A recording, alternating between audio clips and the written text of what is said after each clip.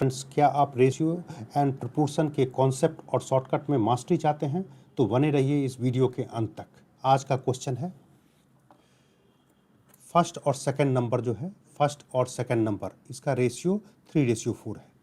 Second और third number जो है उसका रेशियो 8:5 है और सम तीनों नंबर का सम जो है वो 190 है। तो पूछ रहा है कि तीसरा नंबर क्या है। Got it?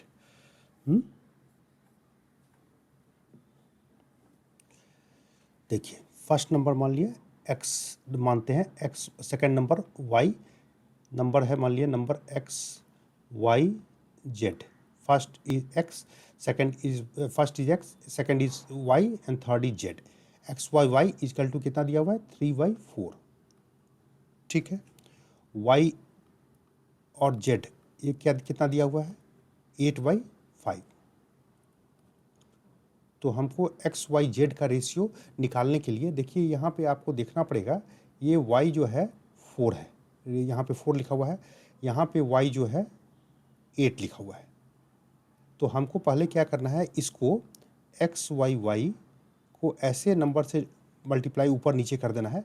ऊपर और नीचे अगर कोई एक नंबर से आप मल्टीप्लाई करते हैं तो रेशियो सेम रहता है। इसको अगर हम ऐसे लिखें 3/4 इंटू 2/2। ठीक है, ये अगर ऊपर और नीचे अगर एक ही नंबर से कोई भी नंबर 2 3 4 5 कुछ भी नंबर से आप मल्टीप्लाई करते हैं तो रेशियो सेम रहता है। तो ये आ जाता है 3/8। अब आप बोलेंगे कि ये क्यों हमने किया, 2 से मल्टीप्लाई क्यों किया? तो ये हो गया हमारा x y y equal to 3/8। ये हमने क्यों किया? अब आप देखें, यहाँ पे भी y जो है 8 है और यहाँ भी y जो है 8 है। ठीक है, तो इस केस में हम इसको लिख सकते हैं x ratio y ratio z equal to 3, sorry यहाँ पे तो ओहो ये तो 6 हो जाएगा ना। ओ, ये कैसे गलती हो गया ना बॉस, ये भी गलत हो गया। ठीक है, इजकल टू 6/8 हो जाएगा। यहाँ 8 बना देता हूँ इसको, 8 6/8 6 हो जाएगा ना। तो 6:8:5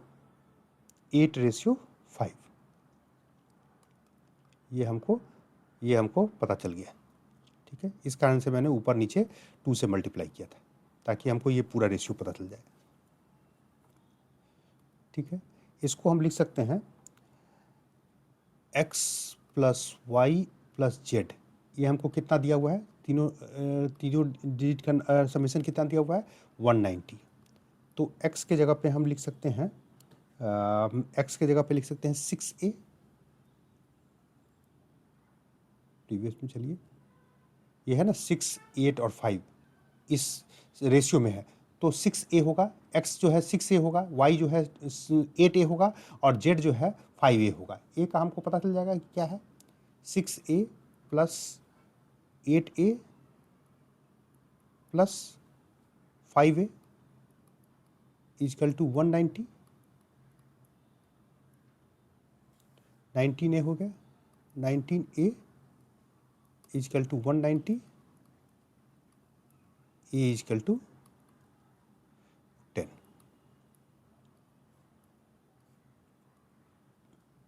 थर्ड नंबर हमारा क्या था, थर्ड नंबर हमको पूछ रहा है ना। थर्ड नंबर 5a है इजकल टू 5 × 10 इजकल टू 50। मैं इतना लिख करके इतना डिटेल में बताता हूँ ताकि आपको कोई कन्फ्यूज़न ना हो, और इसमें इतना ज़्यादा करने की ज़रूरत नहीं है। आप इसको ये चीज़ तुरंत क्वेश्चन को देख करके आप जो है ना इसको लिख सकते हैं, इसको लिख सकते हैं। आपको जब प्रैक्टिस करेंगे तो ये चीज़ आप क्वेश्चन दिखने के बाद लिख सकते हैं, और उसके बाद जो है आप ये कर दिए, ये 6 8 5 19a, 19a equal to 190, a का वैल्यू 10 आ गया। और आप इसको बिना लिखे भी जो है ना आप प्रैक्टिस करेंगे तो आपको ये आ जाएगा। मैं डिटेल में इसलिए बताता हूँ ताकि जो नए लोग हैं उनको कोई समझने में दिक्कत ना आए, इसलिए मैं इतना डिटेल में बताता हूँ। अब क्या है, दूसरा क्वेश्चन लेते हैं। दूसरा क्वेश्चन क्या है, इनकम दिया हुआ है। Income of A and be in the ratio 9:1 है और एक्सपेंडिचर 5:1 है, और इसमें से दोनों जो है सेव करता है 4400 रुपया। Then find the difference in their income. ठीक है, इनकम जो है, इनकम दोनों, इनकम जो है 9x है और 11x है। ए का 9x है और बी का 11x है। ठीक है, इनका सेविंग जो है, सेविंग कितना है, इसका भी 4400 रुपया है दिया हुआ है हमको, और बी का भी 4400 रुपया है। तो एक्सपेंडिचर क्या हो गया, एक्सपेंडिचर अगर यहाँ से देखें तो एक्सपेंडिचर जो इनकम है, इनकम में से सेविंग घटा देंगे तो एक्सपेंडिचर आ जाएगा। Income minus expenditure equal to saving. अगर इनकम में से सेविंग घटा देंगे, income minus saving equal to expenditure. तो हम इसमें इनकम में से सेविंग घटा रहे हैं। 9x माइनस 4400, यही इसका एक्सपेंडिचर हो जाएगा। और दूसरे का हो जाएगा 11x माइनस 4400, दोनों का एक्सपेंडिचर भी हमको निकल गया। ठीक है, ये लेकिन कह रहा है कि एक्सपेंडिचर जो है 5:7 में। तो इसका मतलब 9x minus 4400 divide by 11x minus 4400 equal to किस रेशियो में, 5:7 में। ये लिख सकते हैं हम, लिख सकते हैं ना। ठीक, इक्वल टू हम लिखेंगे तो 63x minus 7 into 4400 equal to 55x minus 5 into 4400।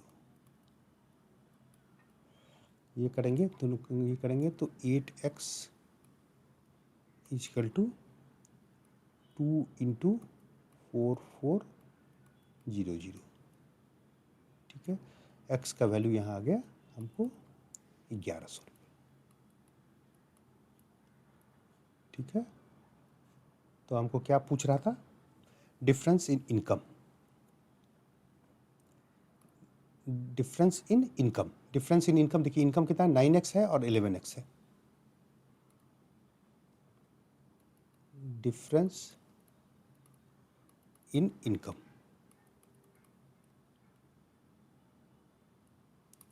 Equal to 11x minus 9x equal to x हमको पता चल गया 11 इंटू 1100 माइनस 9 इंटू 1100